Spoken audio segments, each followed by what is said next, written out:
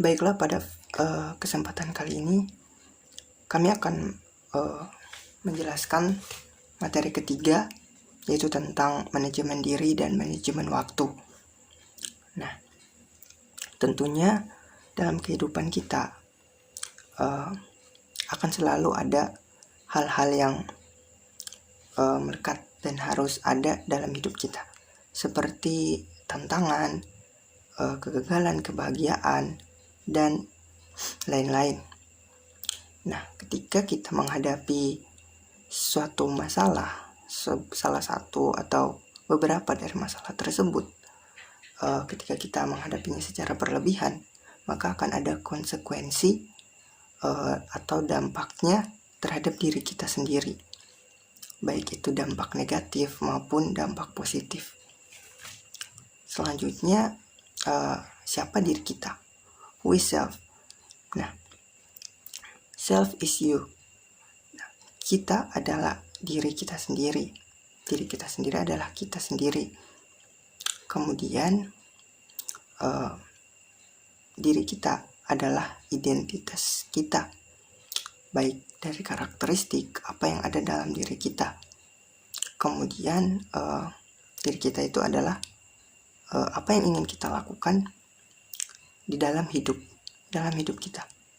Kemudian apa yang menjadi karakteristik di dalam diri kita dan juga di luar diri kita sendiri. Manajemen memiliki 5 fungsi. Yang pertama, planning atau proses perencanaan. Dalam fungsi manajemen adalah tentang bagaimana diri kita sendiri menetapkan tujuan lengkap dengan cara dan strategi untuk mencapainya. Yang kedua, organization adalah hal yang berfokus pada pengaturan sumber daya fisik dan manusia untuk merealisasikan rencana dan tujuan. Yang ketiga, directing adalah usaha untuk menghasilkan kinerja yang lebih efektif dan efisien dengan menciptakan suasana kerja yang dinamis. Yang keempat, motivating, yaitu pemberian instruksi, semangat, dan dorongan kepada diri sendiri untuk mencapai tujuan yang sudah direncanakan. Dan yang kelima, controlling, digunakan untuk tujuan pengendalian dan dimanfaatkan sebagai alat untuk mengukur kinerja diri sendiri sesuai standar yang telah dibuat. Dan selanjutnya adalah self-management atau manajemen diri, yang merupakan kemampuan individu untuk mengendalikan sepenuhnya keberadaan diri secara keseluruhan dan realita kehidupannya dengan memanfaatkan kemampuan yang dimilikinya. Self-management meliputi fisik, mental, emosi, jiwa, spiritual, dan sosial. Di dalam self-management terdapat kata-kata sebelum merubah kebiasaan luar kita harus merubah kebiasaan di dalam diri kita terlebih dahulu. Dan self-management buat kepentingan diri kita sendiri menjadi lebih baik, produktif, berdampak, dan sebagainya setelah kita mengenal diri kita dan lingkungan. Dalam diri terdapat kemampuan, masing-masing itu perlu di-manage. Manajemen diri dengan baik dapat menghasilkan sesuatu yang lebih cerdas. Kemudian, segala sesuatu ada waktunya dan perlu manajemen diri untuk mengatur waktu itu. Setiap orang mempunyai hal buruk dan hal baik. Seperti misalnya saat kita tidak disukai oleh orang lain, dan itu akan menjadi motivasi untuk kita untuk menjadi lebih baik. Kemudian dapat menemukan diri dan dapat mengerti tujuan hidup kita, dan kita bisa memperoleh skill dalam mengolah diri kita untuk menjadi lebih baik. Ada beberapa aspek dalam self-management atau manajemen diri, yaitu yang pertama problem solving atau penyelesaian masalah, yang artinya kita harus menyelesaikan masalah dengan mencari solusi yang tepat dan yang baik. Kedua, self-motivation atau memotivasi diri kita sendiri agar kita bisa mencapai tujuan kita. Ketiga, goal setting atau penetapan tujuan, Di sini kita harus mempunyai penetapan tujuan yang tinggi dan baik agar meneguhkan tujuan kita dalam jangka waktu panjang dan pendek di hidup kita sendiri. Selanjutnya, decision making atau pengambilan keputusan. Kita harus mengambil keputusan dengan memprioritaskan terlebih dahulu apa yang harus kita kerjakan. Selanjutnya, self-control atau kontrol diri. Kita harus bisa mengontrol diri kita secara sadar agar tidak merugikan orang lain. Selanjutnya, time management atau manajemen waktu, yang artinya kita harus mengontrol waktu kita, membagi waktu, misalnya antara kuliah dan organisasi. Selanjutnya, stress management, yang artinya kita harus mengontrol juga emosi kita dan kita harus membuat jadwal agar kita bisa mengerjakan tugas-tugas kita dengan baik. Selanjutnya, organization atau organisasi. Nah, di organisasi ini sendiri tentunya kita harus membagi waktu sama seperti time management. Di organisasi tentunya kita akan menghadapi kegiatan-kegiatan atau tugas-tugas yang akan kita terima nanti, dan kita harus membagi waktu dan mengerjakan tugas dengan baik. Selanjutnya, confidence atau kepercayaan, yang artinya kita harus percaya kepada diri kita sendiri untuk mencapai tujuan kita. Jadi intinya kita harus ciptakan energi dalam hidup dengan memanajemen diri. Manajemen diri yaitu pahami dirimu, maksudnya memahami diri kita atau identitas kita dengan baik dan benar. Yang kedua, terus tumbuh dan berkembang, maksudnya kita sebagai mahasiswa terus tumbuh dan berkembang dengan pesat. Yang ketiga, self-evaluation, maksudnya mengoreksi atau menilai kinerja kita sampai di mana. Yang keempat, membangun jaringan dan sosial untuk menanyakan tentang solusi-solusi yang ada pada masalah kita. Yang kelima, instruksi tentang diri sendiri dan juga mendapat pujian untuk diri sendiri. Maksudnya kita memberi instruksi untuk diri kita sendiri terhadap masalah-masalah dan juga memberi pujian kepada diri kita sendiri yang telah kita lakukan. Bagaimana cara efektif mengelola waktu? Di sini terbagi atas 6 cara. Yang pertama dalam membuat list, yaitu membuat daftar tugas yang akan kita kerjakan dengan rentang waktu tertentu. Hal ini dapat membantu kita untuk menyelesaikan setiap kegiatan kita secara cepat dan tepat.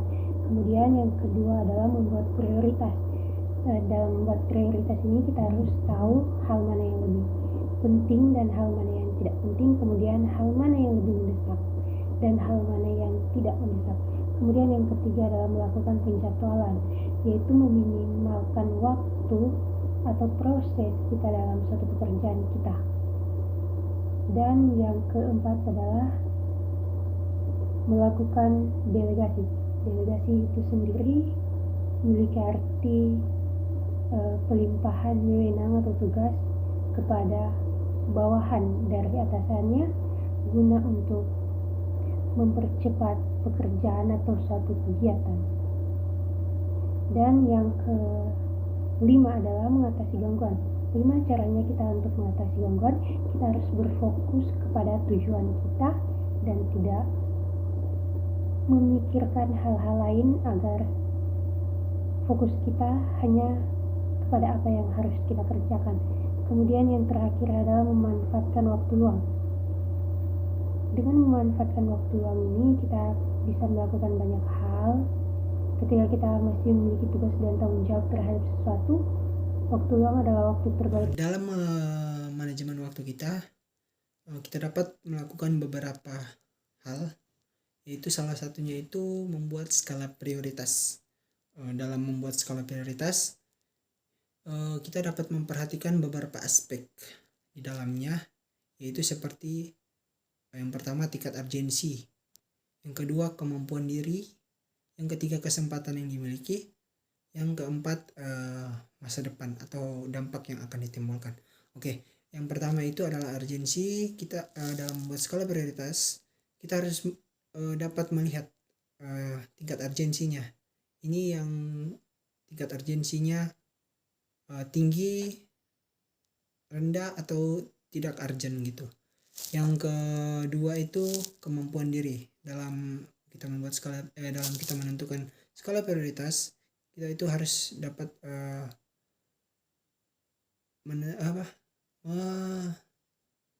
menentukan kemampuan diri kita, apakah kita sanggup atau tidak sanggup dalam melakukan sebuah kegiatan tersebut.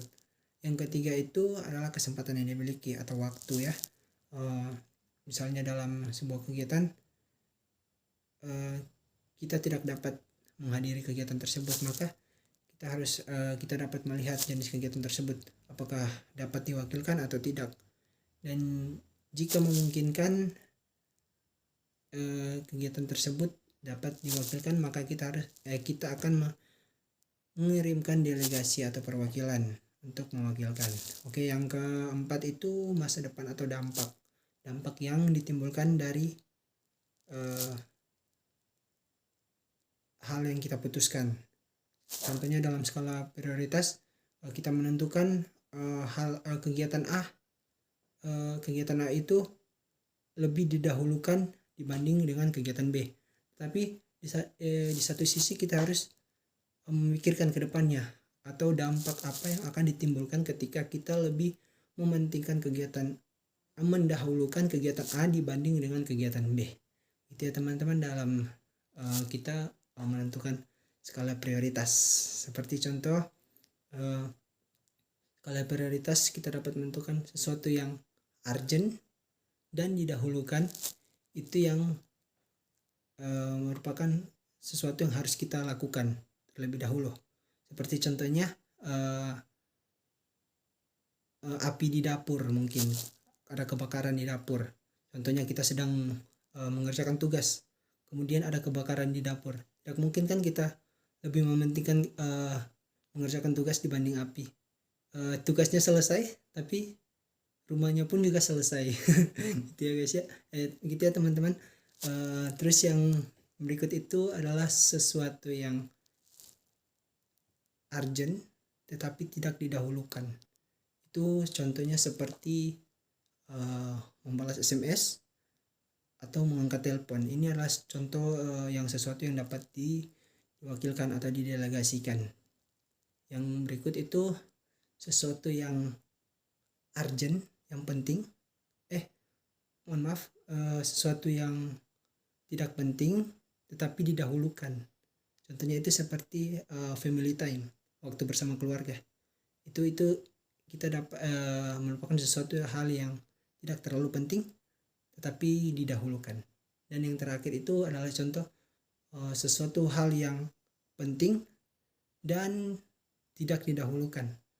Ini kegiatan ini dapat juga dikategorikan sebagai kegiatan yang dapat dihilangkan dari daftar skala prioritas jika tidak diperlukan. Salah satunya contohnya menonton TV, bermain game, dan sebagainya. Ya. Oke teman-teman, mungkin itu tentang skala prioritas. Saya ingin menyampaikan kepada teman-teman. Coba teman-teman tanyakan, seberapa penting 1 tahun bagi orang yang tidak naik kelas? Seberapa penting 1 bulan bagi ibu yang sedang mengandung? Seberapa penting 1 minggu bagi orang yang mengirimkan surat? Seberapa penting 1 jam bagi orang yang terlambat mengumpulkan tugas? Dan seberapa penting 1 detik bagi orang yang baru saja lolos atau selamat dari kecelakaan? Dan yang terakhir, seberapa penting 1 milidetik bagi seorang yang mengikuti olimpik. Jadi teman-teman, di sini pelajaran yang dapat kita ambil, gunakan waktu kita sebaik mungkin, karena waktu itu sangat berarti, sangat berharga bagi hidup kita, karena waktu tidak dapat diulang. Untuk kesimpulan dari materi materi ini kita harus memanajemen diri dan waktu kita sebaik-baik mungkin, karena kalau bukan kita siapa lagi. Mungkin itu sekian materi dari kami. Terima kasih. Tuhan Yesus memberkati.